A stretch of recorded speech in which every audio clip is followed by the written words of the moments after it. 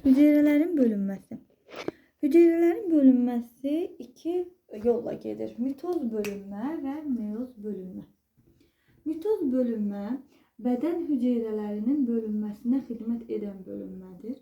Mitoz bölünmənin əhəmiyyəti odur ki, başlanğıc hüceyrənin xromosom yığımına bərabər iki yeni qız hüceyrə əmələ gəlir. Diploid bir hüceyrə üçün götürsək, ana hüceyrənin xromosom yığımı 2N'dir. Əmələ gələn qız hüceyrələrin hər birinin xromosom yığımı da 2N'ə bərabərdir. Yəni, elə mitoz bölünmənin əhəmiyyəti də budur ki, başlanğıc hüceyrənin irsi məlumatı, xüsusiyyəti olduğu kimi əmələ gələn yeni hüceyrəyə keçəcəkdir. Elə hüceyrənin həyat dövriyyəsi də onun bölünməsi, yəni yeni hüceyrəyə çevrilməsi və yaxud da ki, hüceyrənin məhvi ilə nəticələnir. Bədən hüceyrələrimiz, somatik hüceyrələrimiz mitoz yolu ilə bölünüb artacaqdır.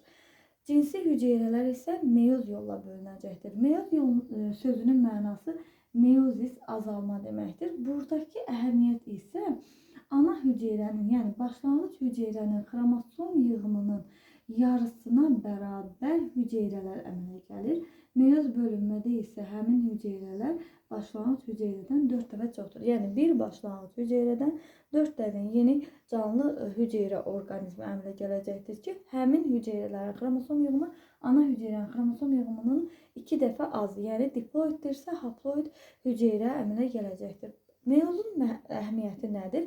Bilir ki, meyoz bölünmə cinsi hüceyrələrin, yəni qametlərin əmələ gəlməsində xidmət edir. Alınan haploid xromosom yığımlı qametlər birləşəcəklər, yenə diploid hüceyrəyə başlanğıc verəcəklər. Gəlin, indi baxaq görək hüceyrə bölünməzdən əvvəl həmin bu irsi məlumatlar necə formalaşırlar ki, onlar mitoz bölünmədə diploid xromosom yığımlı qalırlar, elə ana hüceyrədə olduğu kimi. Meyoz bölünmədə isə yarısını enir. İlk öncə irsi məlumatı saxlayan bilirik ki, DNT-dir. DNT nədən ibarətdir? DNT 2 dənə spiral formasındakı polinukleotit zəncirdən ibarətdir. Və DNT-nin həmin bu telləri xromatin tellər adlanır. Həmin bu polinukleotit tellərdə bilirik ki, nukleotit ardıcıllıqları var idi. Belə bir məlumat da vermişdik ki, DNT-nin müəyyən sahəsi gen adlanır. Həmin genlər irsi məlumatı saxlayan hissələrdir. Genlər 3-3 nukleotitlərlə kodlaşdırılaraq genetik kod əmələ gətirir və növbəti nəslə ötürülür. Həmin bu növbəti nəslə ötürülmə, irsi məlumatların ötürülməsi artıq xromosomlar vasitəsilə həyata keçəcəkdir. Xromosomlar eukaryot orqanizmlərdə, yəni nüvəsi olan orqanizmlərin nüvəciyində yerləşən xromosomlardır. Xromosomlar, deməli, burada qeyd elədim, bir xromatitli xromosomdur. Bir xromatitli xromosom DNT-nin tellərindən, yəni bir molekul DNT-ni bizə xatırladır. Yəni, burada xromosomun, deməli, bir xromosomda biz 2 dənə tel görəcəyik. Bu, bir molekul DNT deməkdir. Hüceyrə bölünməzdən əvvəl bölünməyə hazırlaşır və buna deyirik interfaza. Hüceyrə interfaza mərhələsində bölünməyə hazırlaşacaqdır. İlk öncə interfazada baş verir hüceyrənin bölünməyə hazırlığı, yəni enerjinin sintez olunması, bəzi orqanoidlərin sayının artması və bir də xromosomların ikiləşməsi. Yəni, DNT-nin ikiləşərək, buradan əmələ gələcək, buna reduplikasiya da deyilir. İkiləşərək, deməli, 2 xromatitli xromosomları əmələ gətirməsi. Təsəvvür edirik ki, yəni bu bir dənə xromosomdur, bir xromatitli xromosomdur. Necə olur? DNT-nin burada birinci, ikinci tel kimi nəzərə alaq. Birinci telə müvafiq olaraq komplementar ikinci kod yığılır. İkinci telə də uyğun komplementar, deməli, ikinci tel yığılır. Və beləliklə, həmin tellər də ortadan, mərkəzdən birləşirlər ki, həmin hissədə sentromer adlanır. Beləliklə, bir xromosom 2 xromatitli olmuş olacaqdır. Yəni, bu aydın şəkildə çəksən, bu birinci xromatid, ona müvafiq olaraq da ikinci xromatid də əmələ gəldi və oldu 2 xromatidli xromosomlar. Sanki bu birinci DNT telidir, yəni birinci DNT molekuludur, bu da ikinci DNT molekuludur. Burada neçə dənə tel görürük? Ancaq 4 dənə tel görürük. Bir xromatitli xromosomda 2 dənə DNT tel, çünki bilirik ki, DNT 2 zəncirli polinukleotiddir. İkiləşən zaman isə birinci zəncirə müvafiq digər komplementar, ikinci zəncirə müvafiq digər komplementar zəncir hidrogen rabitəsi hesabına yığılacaqdır. Onlar ortadan sentromer vasitəsilə birləşəcəklərdir. Bu da DNT-nin reduplikasiyası və xromosomların 2 xromatitli formaya çevrilməsidir. Beləliklə biz diploid bir orqanizm üçün götürsək, interfaza mərhələsində bir xromosom, yəni diploid hüceyrədir, 2 xromosomu varmı? Bir xromosom 2 deməli xromatitli olduğuna görə DNT-nin telləri 2 dəfə artdı və 4C olacaqdır. Bizim bölünməyə girəcək hüceyrəmizin xromosom yığımı 2N4C-dir. Hal-hazırda danışacağım mitoz bölünmədən. Mitoz bölünmə dediyimiz kimi saf və tel mənasını bildirir. Bədən hüceyrələrin sayının artmasıyla deməli müşahidə olunur. Bir hüceyrədən 2 dənə yeni hüceyrə əmələ gəlir. Həmin hüceyrələrin xromosom yığımı başlanğıc ana hüceyrənin xromosom yığımına bərabər olacaqdır.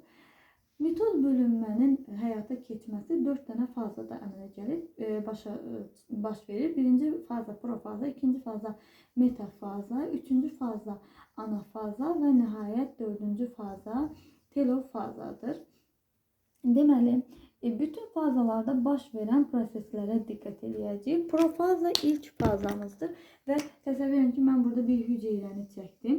Hüceyrənin daxilində bilirik ki, nüvəsi var. Nüvənin də daxilində həmin ikiləşmiş xromosomlardan söhbət gedir. Biz bildik ki, artıq interfazada xromosomlar ikiləşdilər.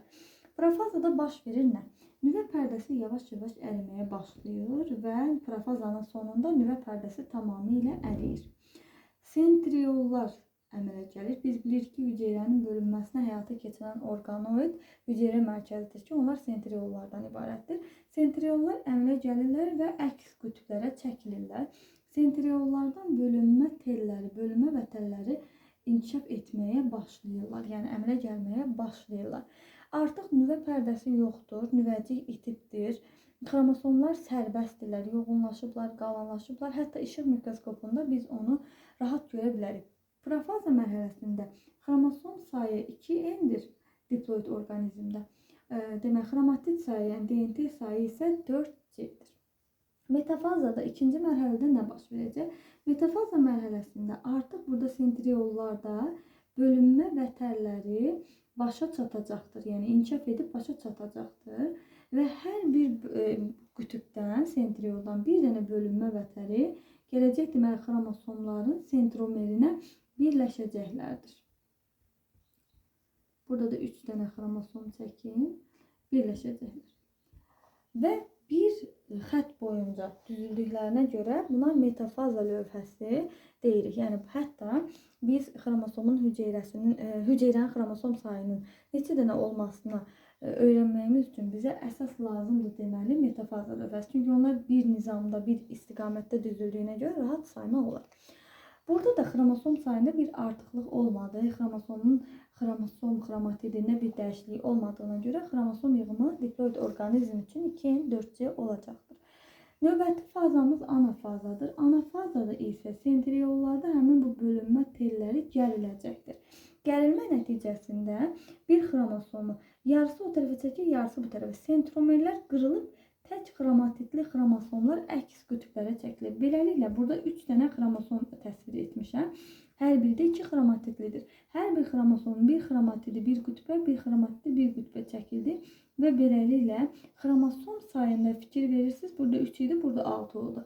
2 dəfə artma müşahidə olundu. Yəni 4N4C. Amma xromatid teli hərəsində bir dənə olduğuna görə yenə də 4C olaraq qalır. Telofaza mərhələsində isə həmin bu hüceyrələrin, deməli, qütblərə çəkilən hüceyrələrin, telofazanı burada təsvir edəcəm. Qütblərə çəkilən həmin bu xromosomların ətrafında artıq bir xromatidli xromosomdular. Ətrafında artıq nüvəcik əmələ gəlir, nüvə pərdəsi əmələ gəlir. Sonra sitokinez mərhələsi baş verir. Sitokinez də nədir? Sitoplazmanın bölünməsidir. Heyvan orqanizmi üçün bu buğumlanaraq bölünür. Yəni sitoplazma daxilə çökür və 2 dənə hüceyrəyə başlanğıc verir. Bitkilərdə isə hüceyrə divarı olduğuna görə buğumlanıb bölünmə alınmır. Onlarda bölünməyə təmin edən lövhə Holgi kompleksi sayəsində bölünmə lövhəsi əmələ gəlir. Telofazada fikir verirsinizsə, artıq bir dənə hüceyrədən ikisi əmələ gəldi və bu hüceyrədə telofazada hər birində elə bil yarıya bölündü. Beləliklə 2N, 2C, 2N, 2C xromosom yığınına malik bir hüceyrədən 2 dənə qız hüceyrə əmələ gəldi və əvvəlki xromosom sayıda saxlanıldı. Bu mitoz bölünmə idi.